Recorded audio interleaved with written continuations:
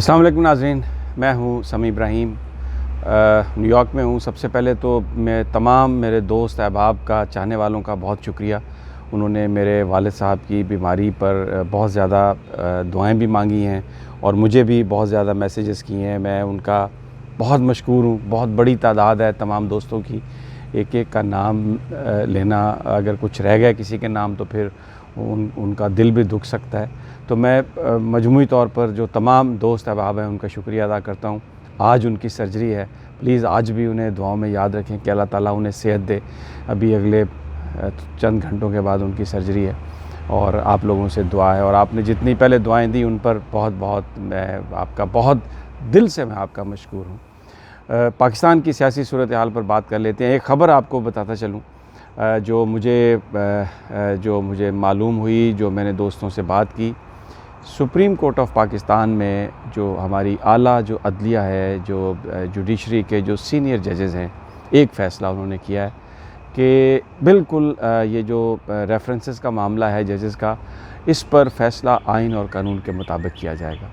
और इस वक्त जो अपोजिशन की कोशिश है कि इसको जस्टिस इफ्तिखार चौधरी की तरह इसको ट्रीट किया जाए, वो बिल्कुल नहीं होगा।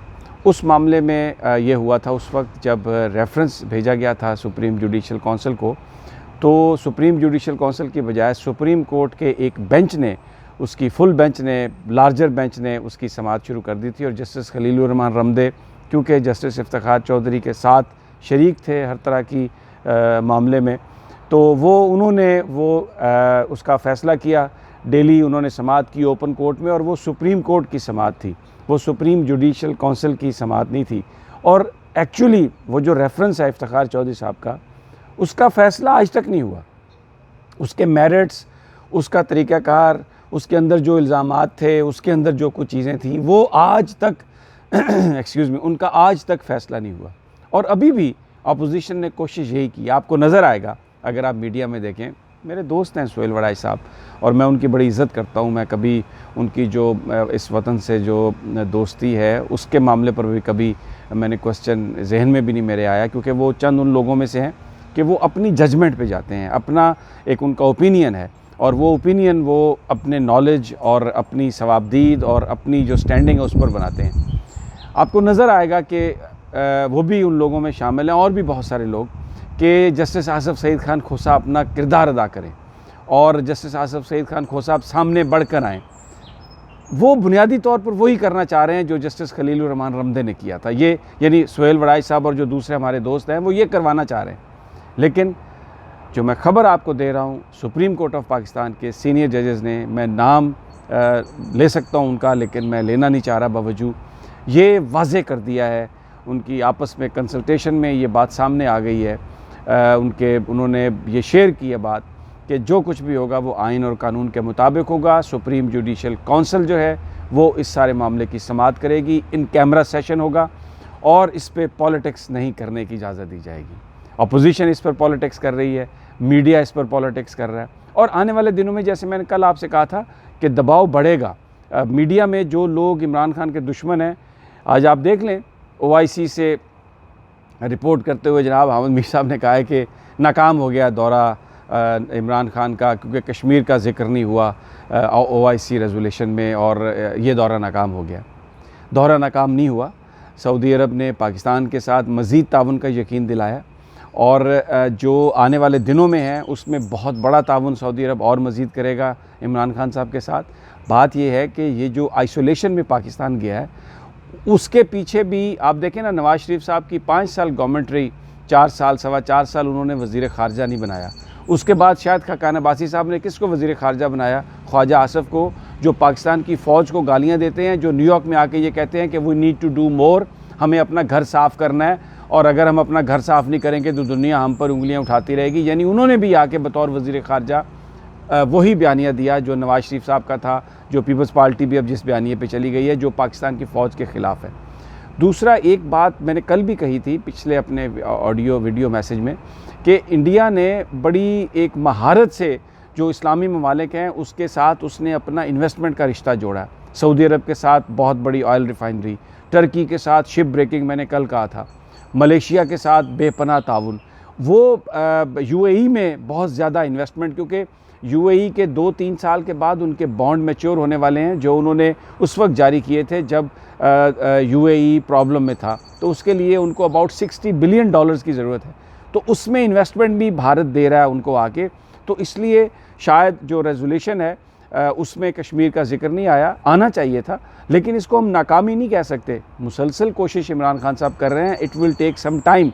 जिस तरह यहाँ पर डोमेस्टिकली उनको दुश्मनी का सामना है, माफिया पूरा गर्म है, इसी तरह बाहर भी सारा मामला गर्म है। लेकिन एक अच्छी बात जो है, अच्छी या बुरी आप जैसे मर्ज़ी से कहें, अमेरिका ने पाकिस्तान में सहाफ़ियों के लिए और बिज़नेसमैन के लिए वो जो एक वीज़े पर पाबंदी लगाई थी कि 3-3 महीने का वीज़ा दे रहा था, अब वो उठा ली है। फिर ज़रूरत है सहाफ़ियों की इस वक्त अमेरिका को कि वो आएँ और ये जो एंटी स्टेट बयानिया है, जो एंटी फ़ौज बयानिया है, उसको वो ऊपर लेके जाएं सहाफ़ी। तो सहाफ़ियों को फिर दोबारा 5 साल का वीज़ा खोल दिया, क्योंकि उनको बुलाते हैं, ट्रेंड करते हैं, उनका माइंड उसमें वो चीज़ें डालते हैं जो उन्होंने डालनी है, और फिर वो आके इधर एम्बेसी के साथ ताल्लुकात और वो सारा मामला वो। और दूसरा बिज़नेसमैन, क्योंकि इस वक्त जो कम्युनिटी पाकिस्तान में गवर्नमेंट को ऊपर नीचे कर सकती है वो बिज़नेस कम्युनिटी है। स्टॉक मार्केट में ऊपर नीचे हो सकता है, करेंसी एक्सचेंज मार्केट में डॉलर की कीमत से आप जुआ खेल सकते हैं। तो ये 2 तबके हैं, तो अमेरिका ने उनके लिए 5 साल वीज़ा बहाल कर दिया है, सिर्फ इन 2 के लिए, पाकिस्तान के आवाम के लिए नहीं है। ये मुल्क अमेरिका में पाकिस्तान का कोई गरीब आदमी, मिडिल क्लास, वो नहीं आ सकता, लेकिन सहाफ़ी जो उनका बयानिया शेप दे सकते हैं, बिज़नेसमैन जो गवर्नमेंट को गिराने में ऊपर नीचे हो सकते हैं, बिल्कुल अमेरिका उनको आने की इजाज़त दे रहा है। दूसरा जो इंडिया कोर्ट ने दिया है, जस्टिस मुज़ाहिर अली नकवी साहब ने आज जिस तरह से किया है हमज़ा शहबाज को, और उन्होंने नैब को ये कहा है कि आप गिरफ़्तार करें लोगों को, आप गिरफ़्तार क्यों नहीं करते? जब आप शुरू में गिरफ़्तार नहीं करते और ड्रामेबाजी करते हैं तो उसके बाद फिर ये नौबत आ जाती है। तो ईद के बाद की डेट है हमज़ा शहबाज साहब की, लेकिन इसमें 2-3 चीज़ें जो हैं वो बहुत ज़रूरी हैं और बयान करनी। ईमानुल्लाह कनरानी साहब जो सुप्रीम कोर्ट बार के सदर हैं, उन्होंने 9 तारीख को ये कहा कि लॉकडाउन करूँगा और हम आब लगा देंगे, और गवर्नमेंट से कह रहे हैं कि वो रेफरेंस को वापस करें, यानी जो अकाउंटेबिलिटी का प्रोसेस है वो गवर्नमेंट से कह रहे हैं कि वो ना चले। लेकिन वकला की एक बहुत बड़ी जो तादाद है वो उनके साथ नहीं है, वो उस माहौल को नहीं बना सकेंगे। लेकिन इमरान खान साहब को भी चाहिए, वज़ीर-ए-आज़म को चाहिए कि वो ख़ुद ज़रा अब इसमें संभालें आके चीज़ों को, अपने दोस्तों पे मत रहने दें। सिर्फ हामिद खान का ग्रुप ही नहीं है जिसको तहरीक इंसाफ ने साथ लेके चलना है, वकला के बहुत सारे ग्रुप्स हैं, वो सारे इस हुकूमत की कामयाबी चाहते हैं। लेकिन ये जो रिसेंटली जो लॉ ऑफिसर तैनात किए गए हैं, जो एडवोकेट जनरल्स बनाए गए हैं, जो प्रोसिक्यूटर बनाए गए हैं, उसमें सिर्फ हामिद खान ग्रुप को फ़ौक़ियत दी गई है। इमरान खान साहब को चाहिए कि वो सिचुएशन को एड्रेस करें और for the benefit of the country, for the benefit of democracy, for the benefit of the system, और तमाम ग्रुप्स को मिलाकर उनके जो ग्रीवेंसेस हैं उनको ख़ात्मा करना पड़ेगा। और आखिर में मैं ये अर्ज़ करूँगा कि ज़रताज गुल साहबा के लिए सिर्फ इजहार नाराज़गी काफ़ी नहीं है। उन्होंने, अब वो कह रही हैं कि मैंने सिर्फ एक इंट्रोडक्टरी लेटर लिखा है। कितने लेटर मिनिस्टर साहब लिखते हैं इंट्रोडक्टरी?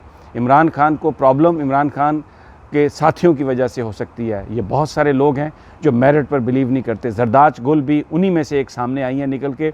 उनको कैबिनेट से हटाना चाहिए इमरान खान साहब को। कौम आपके साथ है, आप अपने आप को, ये जो इस तरह के लोग हैं उनकी वजह से अपने आप को ख़राब ना करें। वकला की एक बहुत बड़ी तादाद आपके साथ है, उनके साथ आप मिले। लेकिन दोस्तों, अदलिया से बड़ी ज़बरदस्त ये खबर आई है, और ज़ाहिर है जस्टिस आसिफ सईद खान खोसा, जस्टिस गुलजार, जस्टिस अजमत सईद, जस्टिस एजाजुल हसन, उमर अता बंदयाल, ये वो लोग हैं जिन्होंने पाकिस्तान को बचाने का अहद कर रखा है, और उनके जो सारे वो केसेस की समाअत है वो चीज़ सामने आ रही है खुल कर। ये उन्होंने फ़ैसला कर लिया कि इस मामले पर, ये जजेस के मामले पर जो सुप्रीम जुडिशल काउंसिल में रेफरेंस है, कोई पॉलिटिक्स नहीं होगी और इसकी कानून और आइन के मुताबिक फ़ैसला होगा। और वो जो प्रॉपर्टीज़ है, मेरे पास सारी वो प्रॉपर्टीज़ की तफसीलात हैं, लेकिन हम कोई स्कैंडल, हम भी उसमें शरीक नहीं होना चाहते, और ये मीडिया में नहीं आना चाहिए, सोशल मीडिया में भी नहीं आना चाहिए। Let the supreme judicial council decide, और फिर उसके बाद कौम देखेगी कि किस तरह पाकिस्तान के इदारे बेहतर हो रहे हैं। ईद के बाद युद्ध होगा, लेकिन सुप्रीम कोर्ट ऑफ पाकिस्तान से बहुत बड़ी ज़बरदस्त खबर आई है कि इस सारे मामले को आइन और कानून के मुताबिक देखा जाएगा।